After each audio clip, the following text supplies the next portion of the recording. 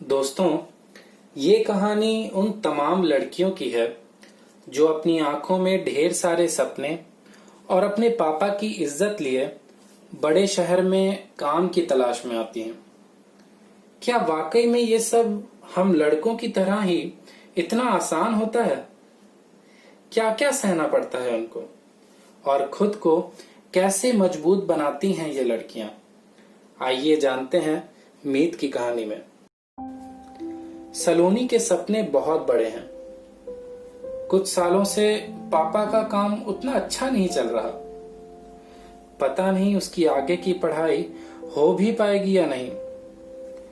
कहीं उसके इंजीनियर बनने का सपना अधूरा तो नहीं रह जाएगा। सलोनी चाहती है कि वो घर खर्च में अपने पापा का साथ दे। मैं बेटा नहीं हूं तो क्या हुआ, एक बेटे का हर फर्ज तो निभा ही सकती हूं ना। सलोनी के दिमाग में कुछ ऐसी ही बातें चल रही हैं।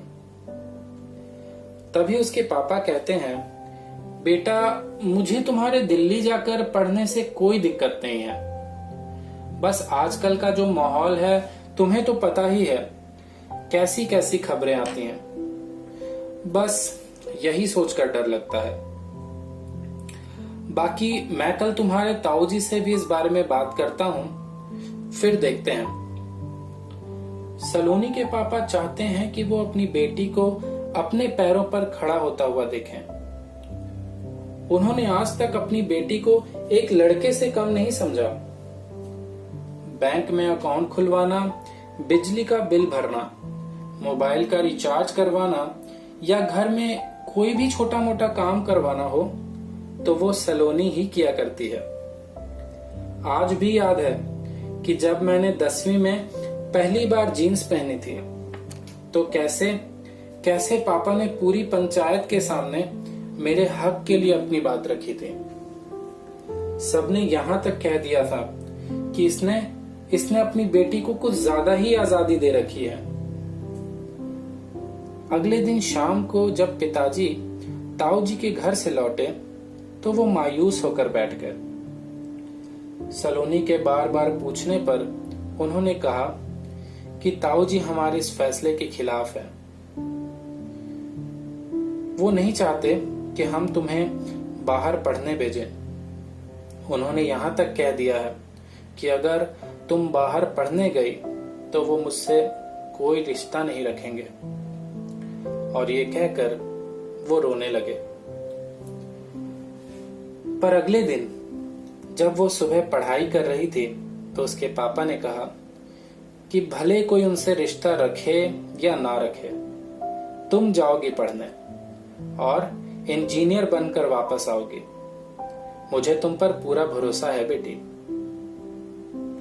पापा ने ये कह तो दिया था, पर क्या सच में ये इतना आसान है? अब उसके पापा को अगले 4 सालों तक समाज के ताने सुनने थे। देखना वो अब वापस ही नहीं आएगी। अब यही दिन देखना बाकी रह गया था। अपनी बेटी से काम करवाओगे अब? अरे लड़कियां घर के अंदर अच्छी लगती हैं, घर के बाहर नहीं। बहुत गलत फैसला लिया है। वक्त आने पर खुद ही समझ आ जाएगा। और भी बहुत कुछ कहा था लोगों ने, जो बोलने में भी शर्म आती है। ये सब लड़कों के साथ क्यों नहीं होता है? हमें रानी लक्ष्मीबाई का इतिहास पढ़ाया जाता है। क्या वो सिर्फ पढ़ने के लिए है? क्या हम लड़कियां कल्पना चावला की तरह आसमान में उड़ान नहीं भर सकती?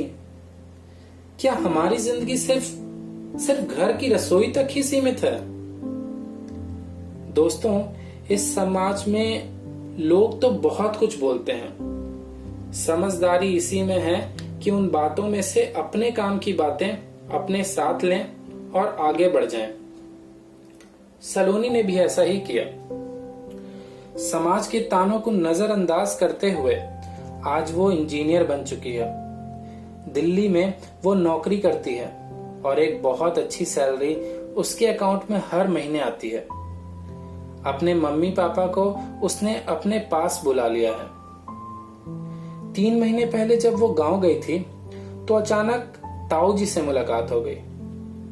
वो कह रहे थे, हमें तो लगा था कि बाहर जाकर लड़कियां बिगड़ जाती हैं, शराब पीना, सिगरेट पीना, देर रात तक बाहर घूमना, ये सब उनकी जिंदगी का हिस्सा बन जाता है। पर बेटा तुमने तो हमारे परिवार का नाम रोशन कर दिया। हर बेटी की सोच तुम्हारी तरह होनी चाहिए। तुमने अपने सपनों के साथ साथ अपने पिताजी की इज्जत का भी ख्याल रखा है। दोस्तों, हमारे देश में आज भी लड़कियों के माँ बाप इस बात को लेकर डरते हैं कि कहीं उनकी बेटी घर से दूर रहकर अपने संस्कार ना भूल जाए। अगर आपने अपनी बेटी को अच्छे संस्कार दिए हैं तो उन पर भरोसा करके देखें।